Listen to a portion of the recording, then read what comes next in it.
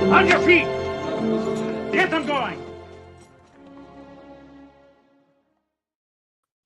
Good afternoon, good evening, good morning, whatever the case may be. Welcome to Cross Examinations Live. I'm your host, Mike S. Miller, and here once again, not a pastor, priest, rabbi, theologian.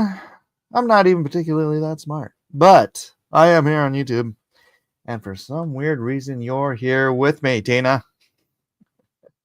Thanks, y'all, for joining. This is weird. It's like sticking out right here, and people are like, "What is that thing?" It's my other. I put my camera on there so I can draw on my table and show what I'm doing.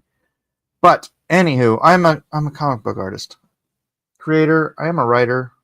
Got a whole universe in my head, just waiting to come out. And my coffee's getting cold. But today, what are we doing today? So today we're doing Romans 6 a little later on, but I wanted to point out this little bit of a hello. Arlene says hello. She's not feeling well. Oh, I hope she feels better. My wife isn't feeling well either. Her asthma has been bothering her lately. Maybe she should drink more coffee. She should smoke some more coffee. Let me close that out. Get you another coffee, Mike, while we wait for people to get here. I don't need to wait. I'm just going to go ahead and jump on. Let's see. Present, share screen. And a share. Yeah. I don't have time to wait. I'm trying to do this NFT collection, and I've been having trouble with it with one of the programs that I used. So I'm trying to do another program, and I was watching a tutorial, but like I was in the middle of this non-stop back and forth on the Discord in the Cross Examinations channel. And it's like it turned this 40-minute tutorial, which I had on 1.5 speed, into like a 2-hour event, because I have such a hard time not responding to people. I do not have that thing in me. So anyways, so here I don't want to skip all the way back to, because this is like a 7-minute video, but there's earlier in this video, Dinesh asks Alex, do you believe the universe has a beginning? And long story short, he says yes. And then he like kind of waffles on it, goes, oh, I don't know, science is never a thing, blah blah blah. And Dinesh is like, well, why? How do you figure the 3,000, 3,500 years ago, Moses knew in the desert that the universe had a beginning when science thought it was eternal, and blah blah blah. And I really think Alex gets the better of him in this exchange, because Dinesh is clearly a theistic evolutionist. He believes in the evolution of the universe. He doesn't believe in just taking by what I've seen, unless the edited version I saw was disingenuous, but I have a little more trust that Alex wouldn't be disingenuous than that. So, Mike, you don't have self-control or social filter? Me either. I know. Gets me into trouble. Moon shoe. So, my imaginary God is objective, but morality can't be. What? Mike, you should really speak to Paulogia. He was also a YEC. What is Young Earth Creationist comic book artist? Paulogia. Oh, I'll have to look that up. Alex destroys Dinesh and Christianity. I love that. People have been saying that Christianity has been destroyed for 2,000 years. How's that working out for you? What's up, Moonshoes? Aragorn says, I don't know how I got here. The internet, I think. The internet. All right, let's go ahead and play this. The scientific method has also revealed to us that the Earth was formed about 4.5 billion years ago. That is much later than the sun. The Gospel, the Old Testament account, the Hebrew Bible. I would pause for a second. The scientific method is about testing and repeating. So a theory on the formation of solar systems and planets and the universe itself, that is not testable via the scientific method. So that's probably just him miswording it, but he would probably just say the scientific consensus would agree, because that's not how the scientific method works. Bible account tells us that it was the other way around. So it got that bit wrong. All right. So we're, yes, the Bible is not. So sometimes it gets things right, sometimes it gets things wrong, you know? The Bible is not a It's not science. science. It's not listing out a science. Well, now, hold on a second. You can't now move the goalpost, especially if you're still going to admit. The issue, the issue of the origin of the universe is extremely critical. Told me that Genesis predicted, or knew about, or somehow knew about, the scientific hypothesis of the origin of the universe. Then when I pointed out another scientific observation that doesn't fall with Genesis, you tell me that Genesis isn't a scientific text to begin with. Well, if you read Genesis, it is making a astounding claim, which pertains to God. Obviously, God created the Is it heavens making a and the earth. scientific claim or not? Is it telling us how the universe scientifically formed or not? It's not telling us how the universe scientifically formed, because if it did, they would be outlining the history of the Big Then what's the Bang. relevance of bringing this up in the first place? Because it is stating a conclusion, not a process. It's not telling you how the universe was formed. It's not telling you about. It also doesn't tell us how the sun was formed, but it tells us that it was formed after the Earth was. It tells us that that's the case. That's wrong. It's incorrect. Show me. I don't have a Bible. Okay. Okay. Sorry about the echo. I keep forgetting about that. But no, legitimately, yeah. Yes, this is a Christian channel, Airborne. I love Dinesh D'Souza. I really do. And I used to watch him arguing with Christopher Hitchens, and he makes great points a lot of the time. And what kind of confuses me, because Dinesh made the point that Hitchens could not argue that the oldest standing human structures are all within 4,500 years. And I don't talk about Göbekli Tepe and the other stuff that has been buried. That's not a standing structure. The oldest standing structures external to things that may have been buried in a sort of a flood event, maybe, who knows, are all within about 4,500 years, which lines up with the flood time account. So I know he does believe in the flood, but here it seems like he believes in an old cosmology, which Alex got the better of him on, because he believes in an old cosmology. If you don't believe in an old cosmology, this is not an issue. That's why I'm a young Earth creationist. I was at one time a theistic evolutionist, so I did believe, because I thought it did kind of line up. But Alex makes a great point. It's like, if that was all true, how was the Earth here before the sun? I mean, I guess technically with God anything is possible, but it just doesn't really make sense. I understand they'll let there be light, but how do you have light without a sun? Well, you have to have the light spectrum. Otherwise, the sun would not shine. That just... let light exist. That doesn't mean turn on a light switch. It means let light, the visual spectrum, however you want to phrase it, energy and matter, light and earth, let these things exist, the basic building blocks of reality, and then form the earth, form the sun, form the moon, blah, blah, blah, blah, blah. But I apologize for the echo. I meant to mute myself. I hate wearing headphones, so Spectre says, it is absolutely testable. We can measure several things, trying to find the oldest and cross-reference all the known disciplines and come to the same conclusions. No, it's testable and repeatable. That's the scientific method. Testable, repeatable. You can't repeat history. You can test theories, you can test assertions, and you can come to, like you said, you can cross-reference. And if you're inclined to certain base assumptions, you will likely confirm those base assumptions. Caddyshack. What? Oh, you couldn't understand what he was saying? Oh, gosh. I'm sorry. I am so sorry. Gosh darn it. Why do I do that? I'm so dumb. I'm so dumb. He accepts the verifiable truths of the evolutionary model. Yes. Well, he accepts the consensus, not verifiable truths.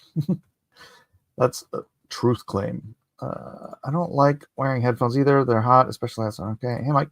Should I add everyone on the cross-examinations Discord post? I mean, I think anyone who's in there paying attention, they would have been in general already. So anyways, yes, I do think that's kind of the issue here with Dinesh. And, you know, God bless him, is that he seems to be an old cosmological model believer, which I don't know. I don't think it pans out. Although there is the theory, and again, this is theory. So much of this stuff cannot be tested because we have.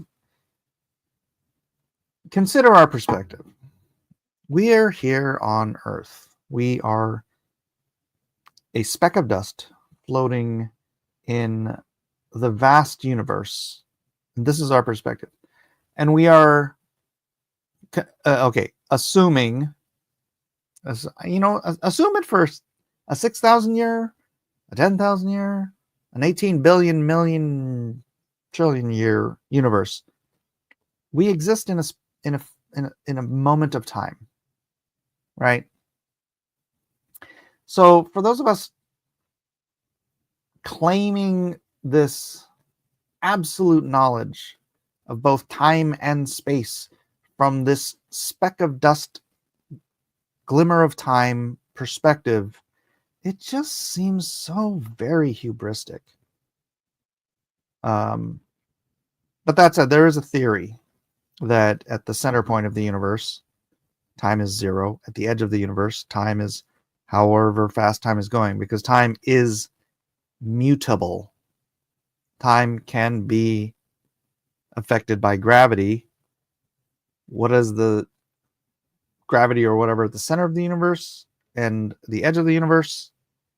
Does it affect time in the sense that the expanding rings or spheres, however you want it, whatever it is, of the universe have essentially different time zones.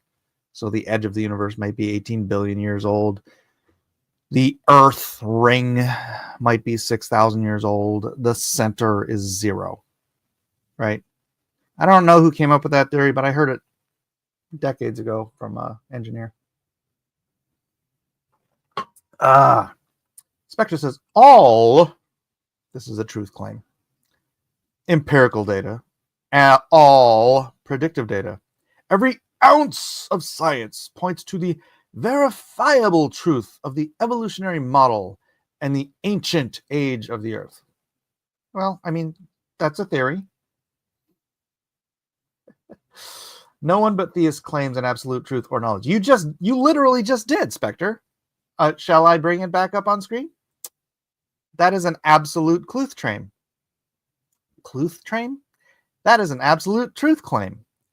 All empirical data, all predictive data, every ounce of science points to the verifiable truth of the evolutionary model and the ancient age of the Earth. Spectre, I don't know if you know what a truth claim is, but you just made one. Are you claiming to be a theist? The irony. You know what irony is, right? All right. That's about the thing with Alex O'Connor.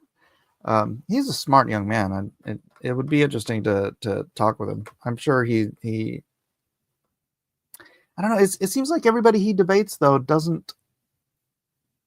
Does anyone he debate? Are they a young Earth creationist? Because it's like when you're not, he can wrap you up in a ball. course, then you have this such a gap between people who are willing to look at the evidence and question it, because obviously someone like Spectre here is incapable of questioning evolution because of his truth claim.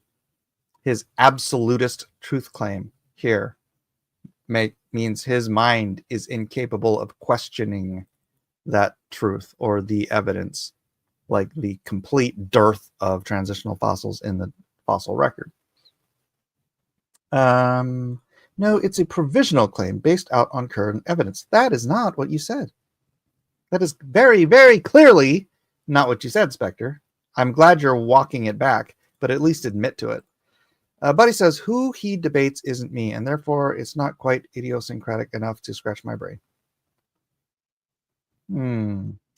If our scientific knowledge changed, the truth of that claim would also change. Then it's not truth, is it? Truth.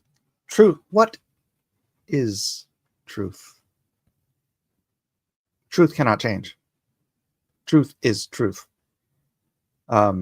Your beliefs about that truth can change, but truth doesn't change. All right, that's it for my coffee. It was getting a little too cold anyways. Hello, Lucifer Almighty. I don't think that's how truth works. Yeah, exactly. I would assert there is absolute truth, but that humanity may not be capable to understand it. Yeah, that's kind of what I was going back and forth in the Discord about, is like objective truth. And honestly, I just, you know what? Buddy, right? What was that? His the objective. What is it? The realist? I can't even remember. Thanks for telling me more about my own mindset. I couldn't possibly know my mind better than you. I can read your words apparently better than you can. What's up, Kirby's in the house? But man, these guys, Rain. I love you, Rain, but is it you? Is it Spectre? Yes, it is. Truth isn't objective. Truth is absolutely objective. Truth is absolutely objective. Truth cannot change. That is the nature of truth. The very nature of truth is that it is true. In fact, if I look up the definition of objective, you know what word I will probably find in there? Truth. Let's look up the definition of objective. Objective.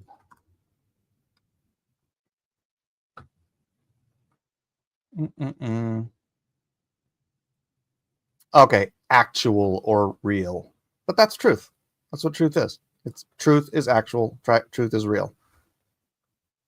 That's what truth means. Let's see. Truth. Reality, actuality. So literally the definition of truth is the definition of objectivity, of objective. Truth and objective are synonyms. So yes, truth is literally, by dictionary definition, objective. So you're gonna have to walk that one back too. You're gonna have to do a lot of moonwalking today, buddy. Rain was the moral realist. Yannick was the nihilist, I think. Okay. Moral realism. I put the link in my last message in the Discord. All right, let me grab that. I am curious. Because I just kind of skimmed it over yesterday when you were mentioning it.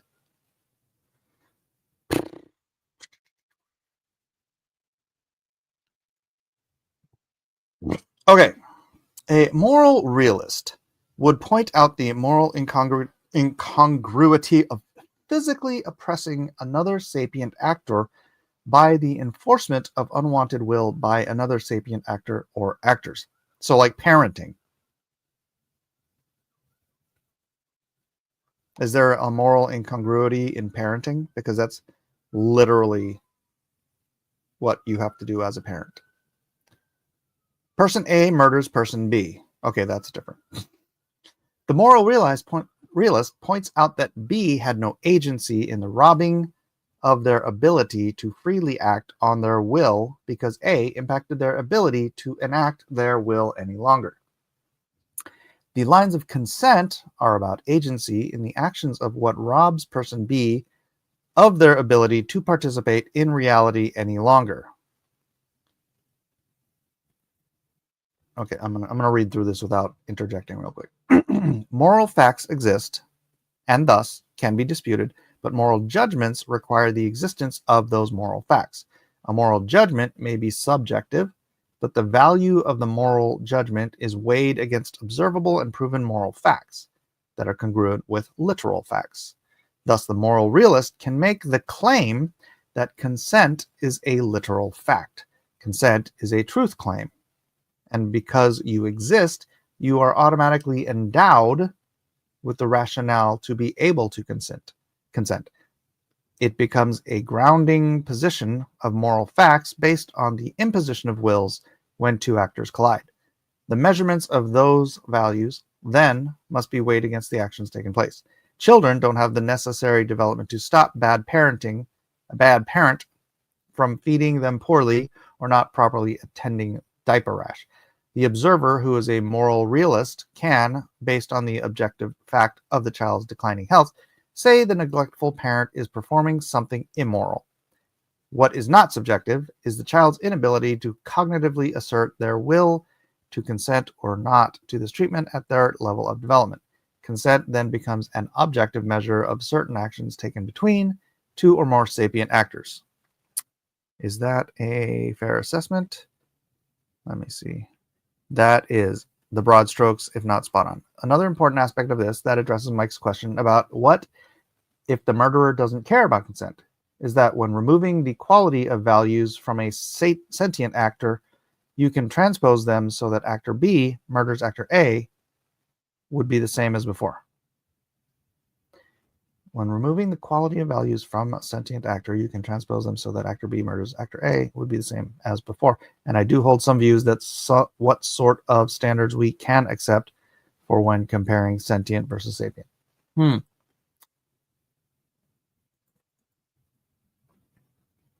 I guess that's putting down a line.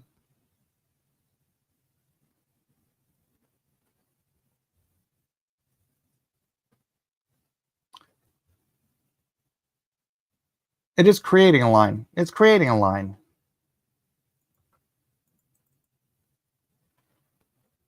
I mean, you can always push back to, but why is that true? Why is that? How is that objectively good or bad?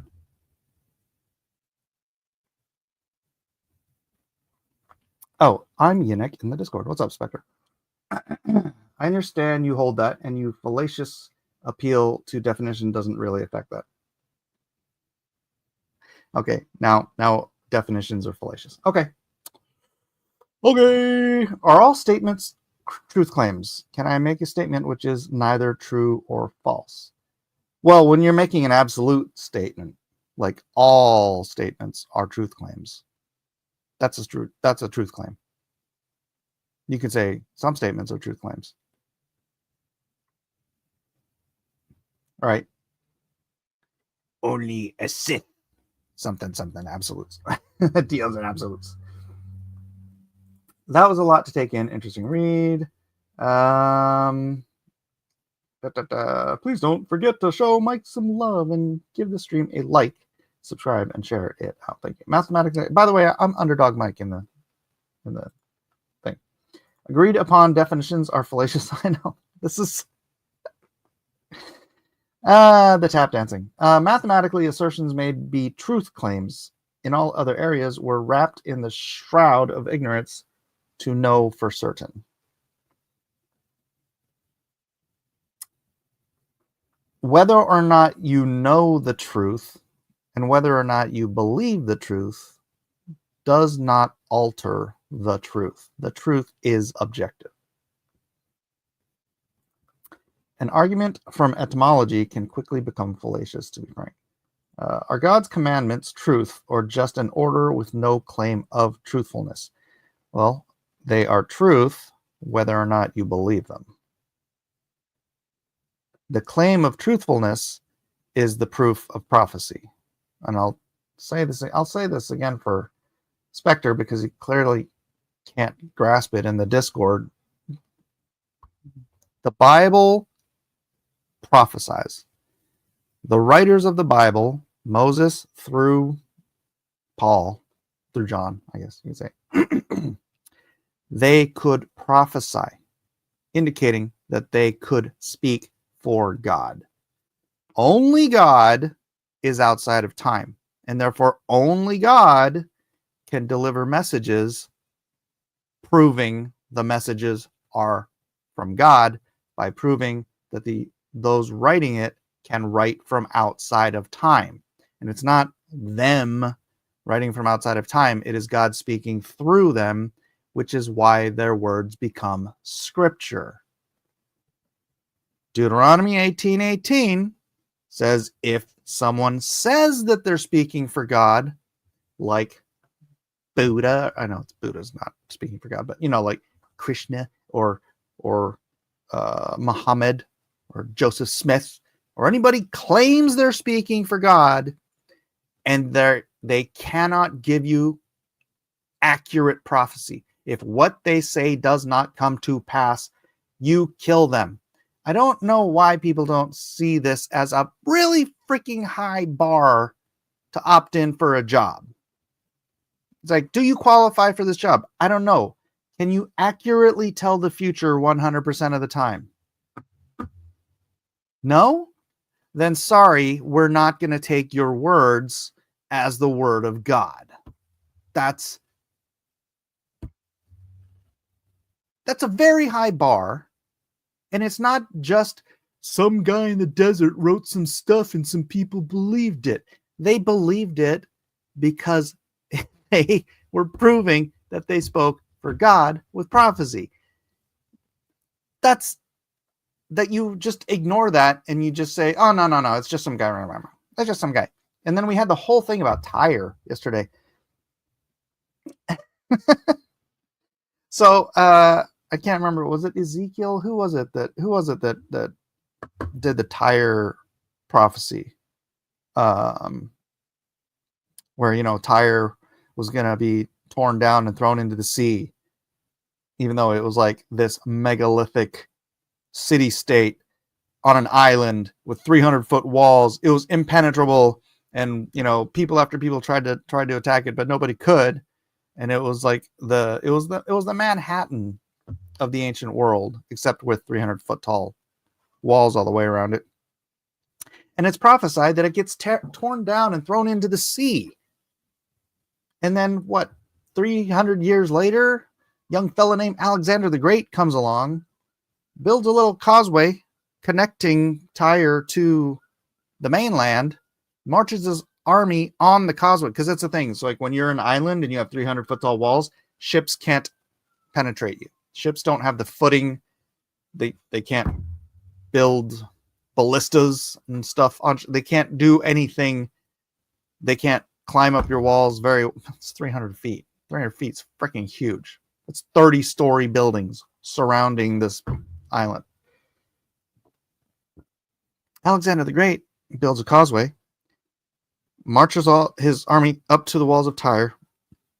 I don't know if he climbs over it or just demolishes it with whatever, but he takes over Tyre. He defeats Tyre, and he scrapes the entire island, all of the buildings and all of the walls into the sea, to the point where today Tyre's no longer an island. It's a peninsula, right?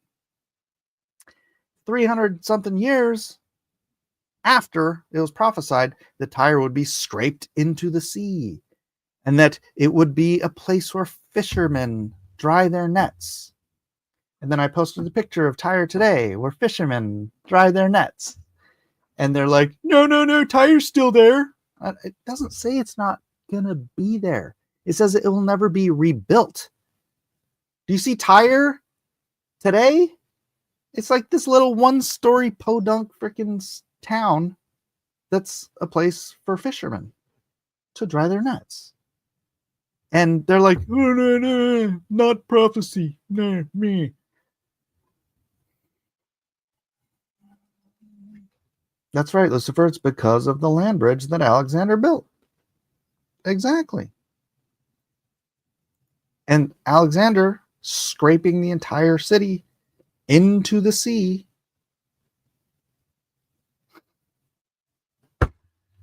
Hello?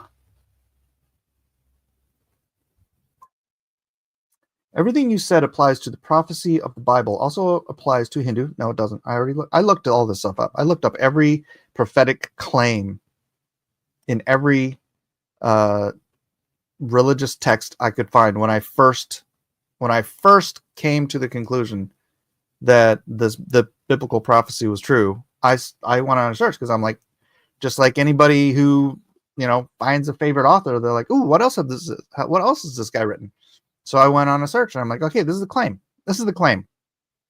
Prophets have to tell the future in advance accurately 100% of the time. So I went and I searched the Bhagavad Gita,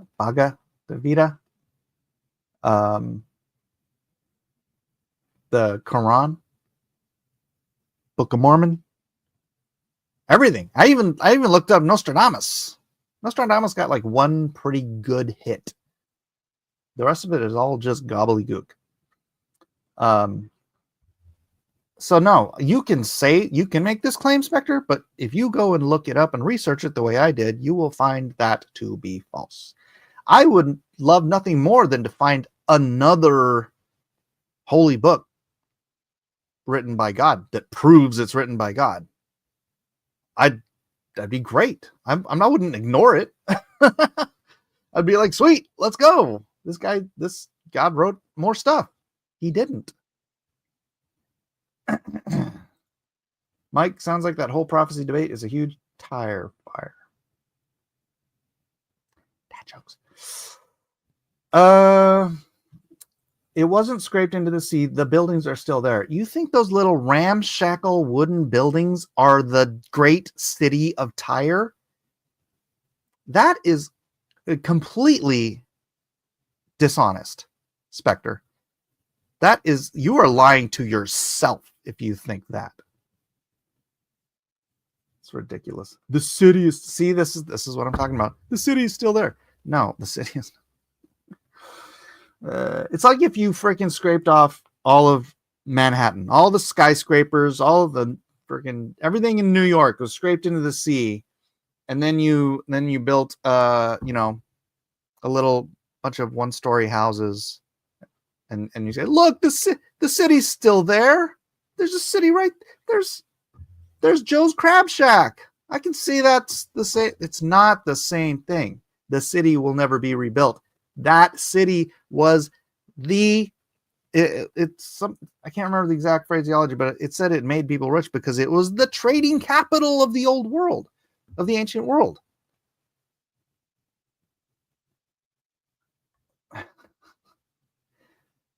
Now you're just making up rules that don't require. This is your opinion. If it were destroyed by a perfect God, none of the buildings would remain. None of the buildings did remain. None of those buildings are from 300 BC, Spectre. None of those little wooden ramshackle freaking buildings that probably have been built in the last 100 years were built in 300 BC. It was gone.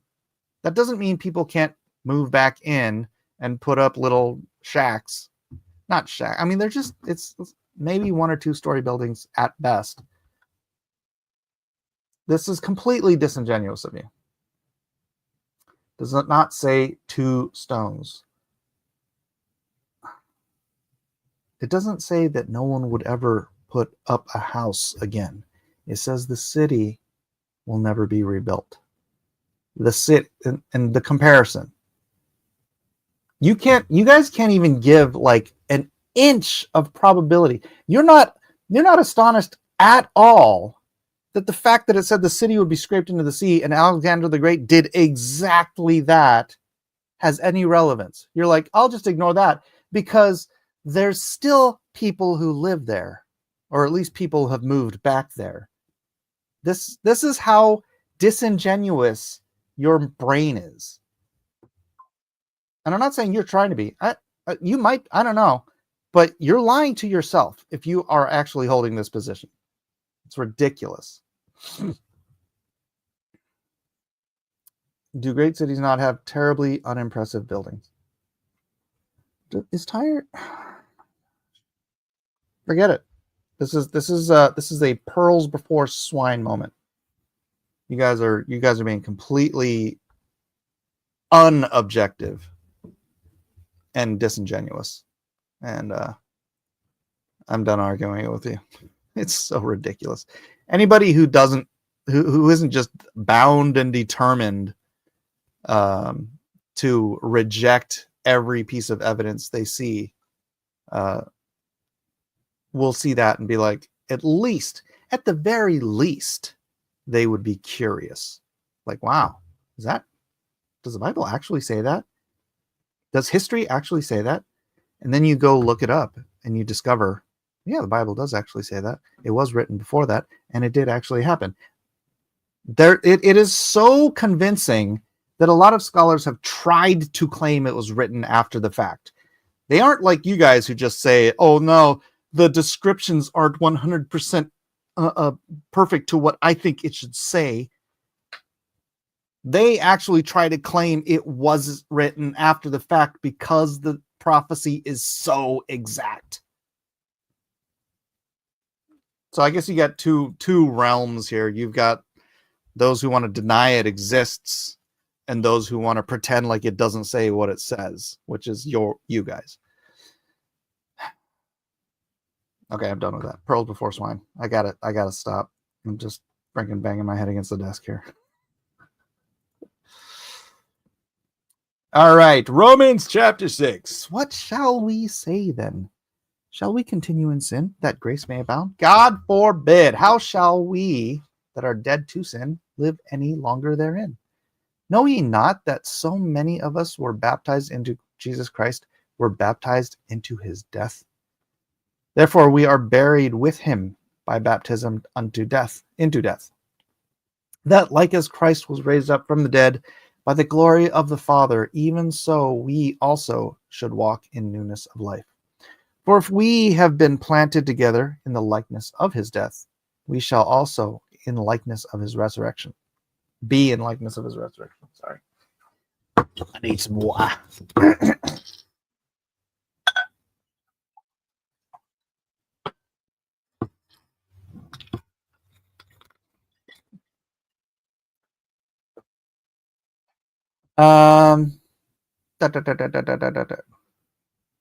What was I on? Knowing this, that our old man is crucified with him, that the body of sin might be destroyed, that henceforth we should not serve sin. For he that is dead is free from sin. Now if we be dead with Christ, we believe that we shall also live with him, knowing that Christ, being raised from the dead, dieth no more. Death hath no more dominion over him. For in that he died unto sin once, but in that he liveth unto God. Likewise, reckon ye also yourselves to be dead indeed unto sin, but alive unto God through Jesus Christ our Lord. Let us not sin, therefore, reign in your mortal body, that ye should obey it in the lusts thereof. Neither yield ye your members as instruments of unrighteousness unto sin, but yield yourselves unto God as those that are alive from the dead, and your members as instruments of righteousness unto God. For sin shall not have dominion over you, for ye are not under the law, but under grace. What then? Shall we sin, because we are not under the law, but under grace? God forbid. Know ye not that to whom ye yield yourselves servants to obey, his servants ye are whom ye obey, whether of sin unto death, or of obedience unto righteousness? But God be thanked that ye were the servants of sin, past tense, But ye have obeyed from the heart that form of doctrine which was delivered you. Being then made free from sin, ye became the servants of righteousness. I spake after the manner of men because of the infirmity of your flesh.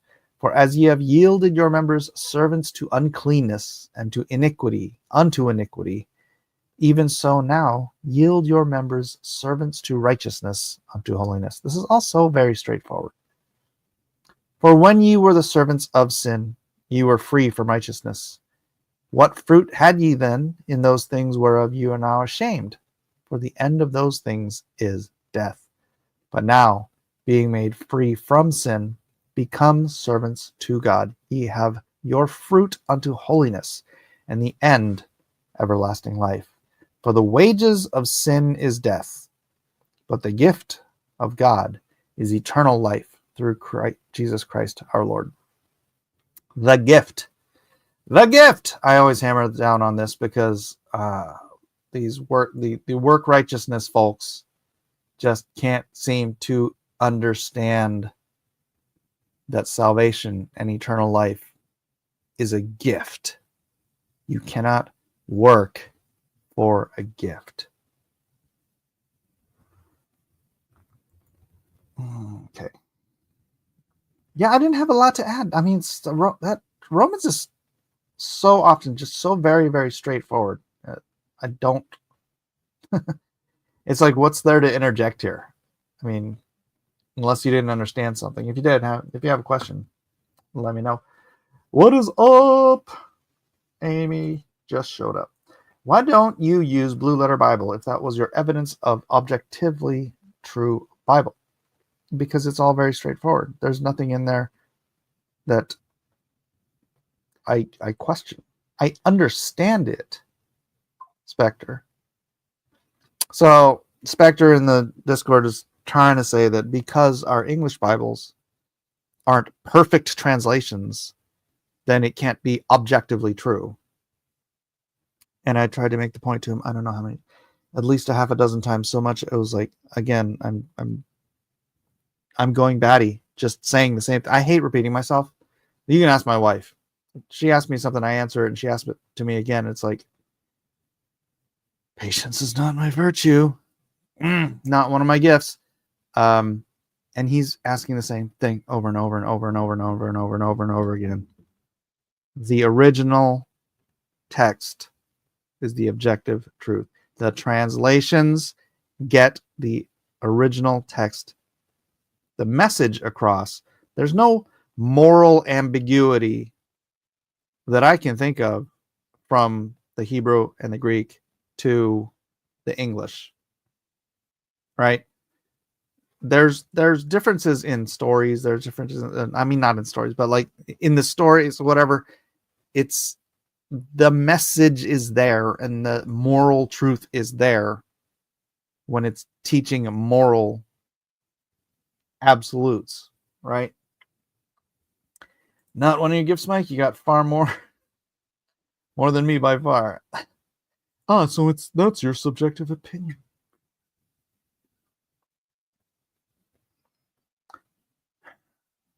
I'm going to just say this one more time. And seriously, Spectre, if you can't comprehend this, that's a you problem. The objective truth is the original text. That's the objective truth. And we know what they said. I'm not going to get into that argument again. The subjective understanding, yes. I can be wrong about how I understand it. And it is up to other Christians to hold each other accountable to what the objective truth says. So you might disagree, but it's not us who can be, our understanding can be subjective, but the truth is not subjective. Truth is objective.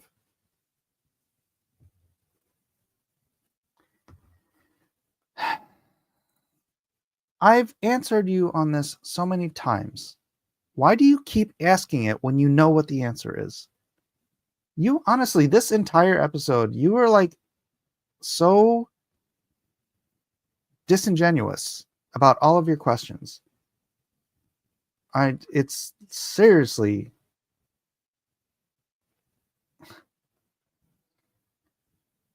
How can we test modern Bibles against the original? Because we have so many. It is literally the Bible. The books of the Bible are the most trustworthy documents in all of antiquity. And they're all essentially identical outside of some spelling and syntax errors, which don't change anything about any doctrine, about any moral law, about anything important. It's just spelling and syntax. Even notes that might have been added by later scribes that found their way into some translations of the Bible, they don't change any moral rules, any moral laws. They don't change any objective facts. I'm thinking about taking up drinking and gambling at this point. You don't want to get into evidence because you have been unable to provide any evidence that supports your position. Spectre, go to your local library. 9 times out of 10, they will have ancient copies of some book of the Bible. That's how many we have. We have like 24,000 ancient manuscripts that we can compare to each other.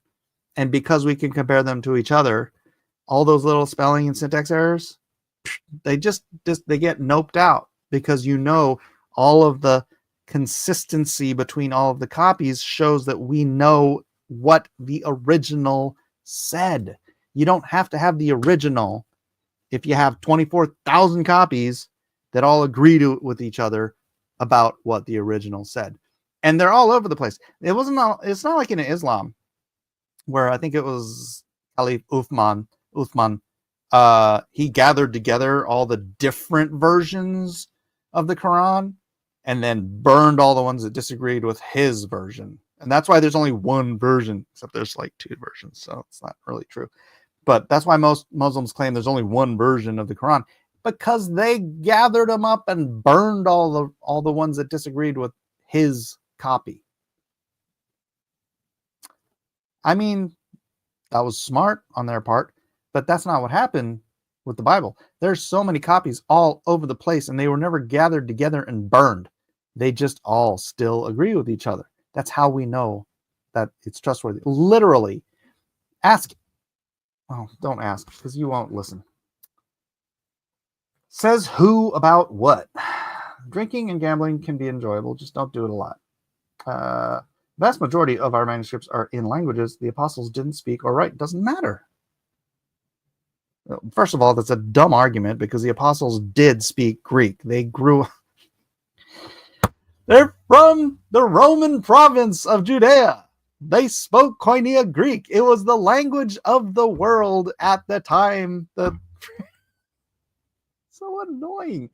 And it wouldn't matter, because if it was written in Greek or Aramaic or Hebrew, it's all still says the same things. And you can compare them to each other, and they all still say the same thing.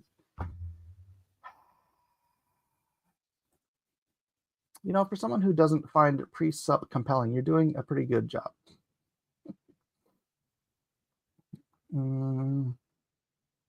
If I had evidence to go on, I would work from there.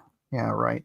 Didn't that happen with the writings that opposed orthodoxy? Christians came and murdered Hypatia and the Library of Alexandria, so now we don't have them. I don't think Christians burned the Library of Alexandria.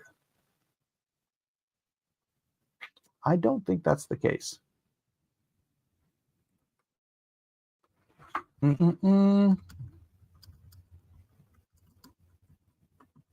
could have sworn. Julius Caesar's Civil War, 48 BC. So that would have been, let's see. The burning of the Library of Alexandria is the subject of much debate and speculation among historians. There isn't a single definitive answer, but several events over centuries contributed to its destruction. In 48 BC, During Caesar's civil war, it's believed a fire set by Caesar's forces to burn his own ships in the harbor spread to part of the library. However, this event likely damaged only part of the library's holdings. In Aurelian's siege in 272 AD, the Roman Emperor Aurelian might have inadvertently caused damage during the siege of Alexandria against the Palmyran Empire. The decree of Theodosius, Christian Emperor Theodosius, ordered the destruction of pagan temples, which might have included parts of the Serapeum, a temple that housed a part of the library's collection. So you are in part, right? Like this much.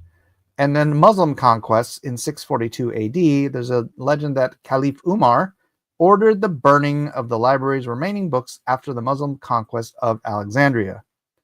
All right, so that's probably, knowing the Muslim tradition, that the only book you need is the Quran.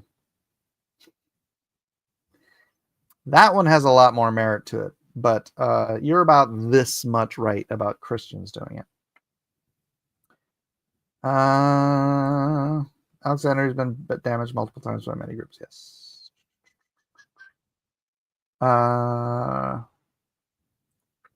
They were from Galilee, where people spoke Aramaic.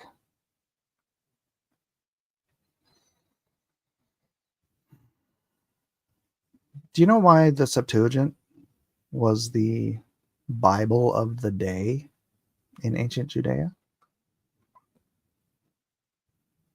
It was the common people's Bible. You know why it was the common people's?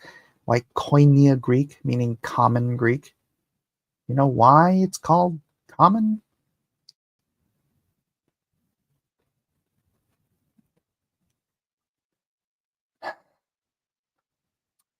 You've already admitted translations aren't perfect, right? If it's not in a language Jesus or the apostles spoke, then any of the manuscripts at their core are flawed. Again, show me your evidence that they didn't speak the common language.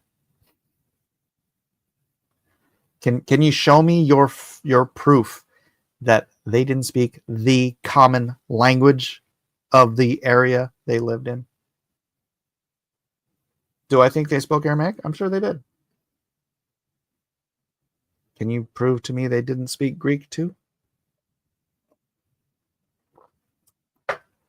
You know why I can uniformly claim they spoke Greek? Because so many of the ancient documents, there are some in Aramaic, but so many of them are in Greek because it was the common tongue of the day.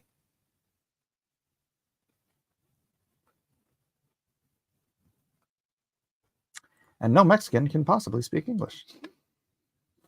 Right. I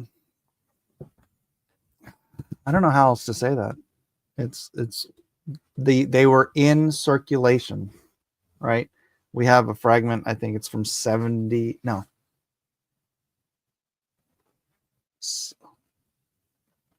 I forget. 74? And it's two sides of, actually I think that's the one that Wes Huff gave a copy of to Joe Rogan. Was that fragment? I think it was of Mark.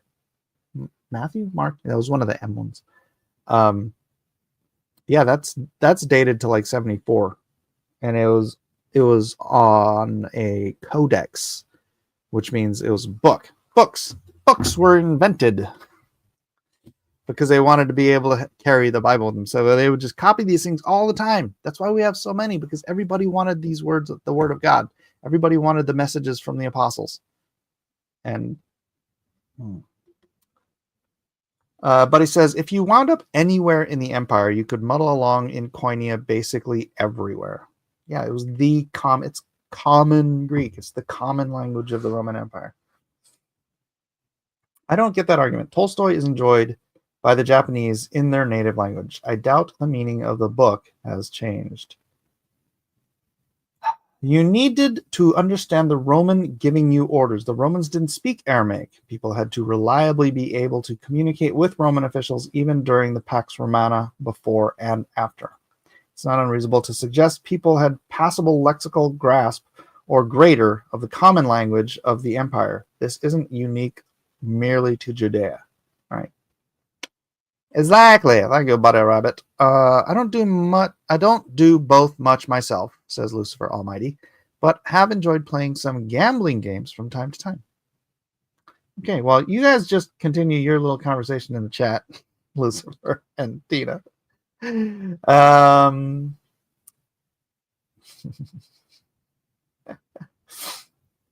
So, yeah. Anyways, this is all Spectre's desperate need to not say that I have an objective truth. Or the objective truth. He refuses to believe it's the objective truth, but I don't think he even wants me to have an objective truth.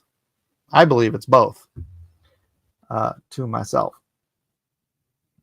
Because, again, look, show me some other Holy Writ with accurate, fulfilled prophecy. And don't try Joseph Smith on me, because I've researched that. And all of the failed prophecies for him, Mormons will just excuse. Oh, well, sure, he was trying to get every single person, every single Mormon to Zion, to build Zion, Illinois, right then and there. And then when they got kicked out of Zion, Illinois by the government, wait, was it Zion, Illinois or Zion, Missouri? I think it's Illinois. But when they got kicked out, suddenly that prophecy was for some time in the future. Not that he wasn't telling people, we're building Zion. Zion, God has given us Zion. God has given us Zion. Come now, right now. You and you and you. I'm naming people to come to Zion to build it right now. And then they get kicked out of Zion. He's like, that prophecy was for the future.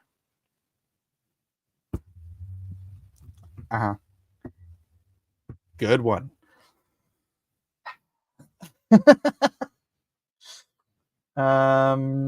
Let's see. Buddy Rabbit says, remember, speaking multiple languages and being capable of writing in them are two different things. Ryan Murphy says, I've seen a couple of these live. Are you going to defend D'Souza's terrible apologetics, or is this a little different today? Oh, no, you can go back and watch the beginning. I admitted full-throated that Alex got the better of D'Souza in that exchange. But it's because D'Souza was trying to defend an old universe cosmology. If he stuck to a young universe cosmology, then the arguments they just don't hold water, because in one case you're trying to maintain this. Well, first of all, a theory that was disproven 30 years ago, but everybody still believes it, planetary evolution. But regardless of that, you got to pick a horse, Did God create the universe as described in the Bible? Yes or no? You pick yes. Ultimately, you end up being a young cosmologist, a young cosmology creationist. You say no, then a guy like Alex O'Connor is going to tear you to pieces as a hypocrite. Because kinda, you are. I mean, I hate to say it that way, because I know I don't feel like people who are even theistic evolutionists, I don't think they're like purposefully trying to reject what the Bible says or anything. What I feel like they're trying to do, though, because I did it, is shoehorn biblical teachings into a theoretical understanding of origins, and it just doesn't mesh for me.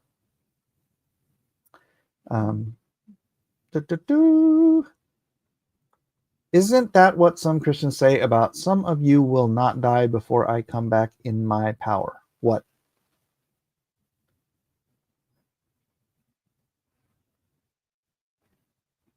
What do you mean? Is that what some Christians say? What does that mean? It amazes me how much we take for granted the ability to both speak and write in our native language. Yeah, you guys know why there's... Oh, man, it's over an hour. All right, I'm going to wrap this up. But I hold to the view that Jesus was speaking specifically about the destruction of the second temple. Wait. Oh, wait. Depends on who the group, I'd argue, forced Jesus to have given a false prophetic word about returning on the clouds. Yeah, that's the thing, right? Because he's returning on the clouds. That can't be false prophetic, because that happens at the end of days, which obviously that's clear in, I think, Daniel and in Revelation. So it's that generation. My perspective, it is that generation that he's talking about that shall not pass until all things are fulfilled. There are theists that think the Bible supports an old earth. Right. I know there are. I have come to the point where I disagree with that. So, and I'm not, look, if you want to believe that, I'm not saying it's an issue of salvation. So believe it all you want. But yeah, it's a spiritual prophecy, or it will happen. Well, right. A lot of the things. Okay, here again. A prophet proves they're a prophet because the stuff they say is fulfilled, right? Which means that the prophecies that are yet future will be fulfilled because they proved their prophets. They proved they're speaking for God by fulfilling prophecies they spoke that were fulfilled in the hearing of the people at the time. That's how you prove that you're a prophet. And then the prophecies that are yet to be fulfilled have the credence that they will be fulfilled because you already proved that you're speaking for God.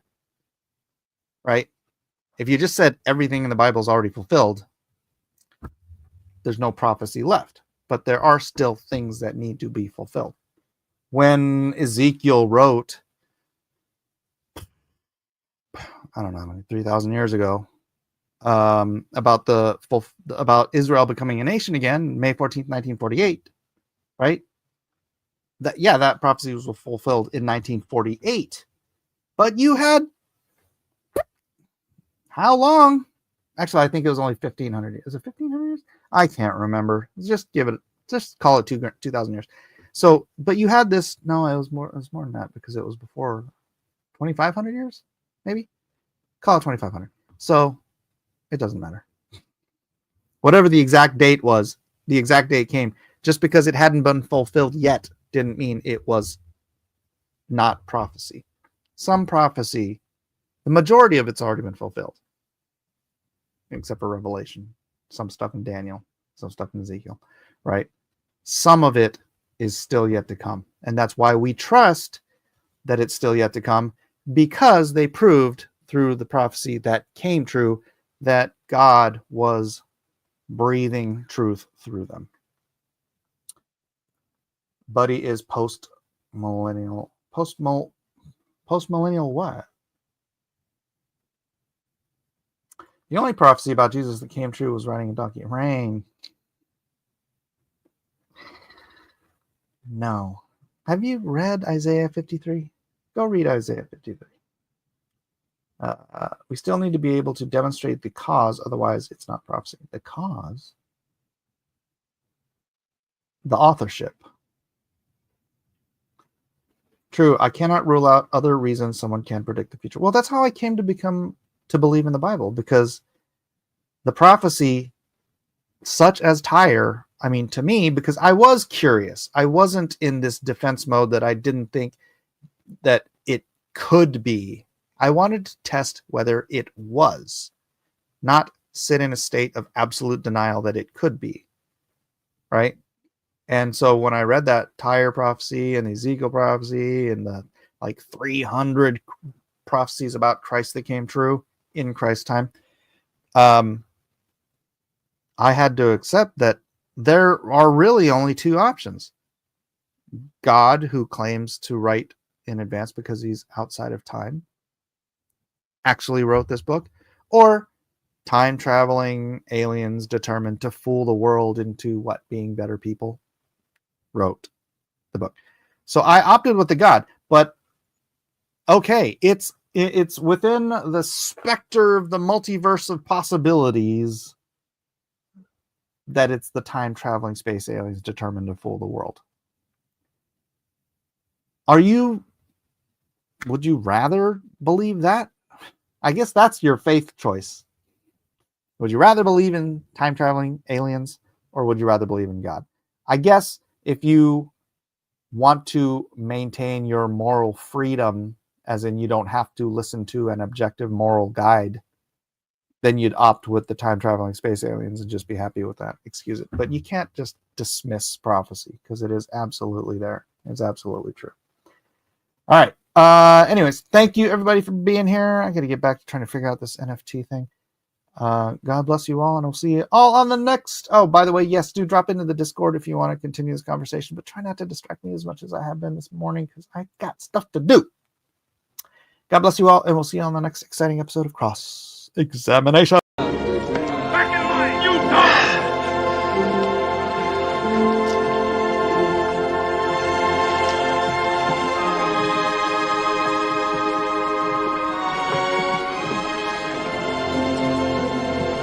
On your feet! Get them going!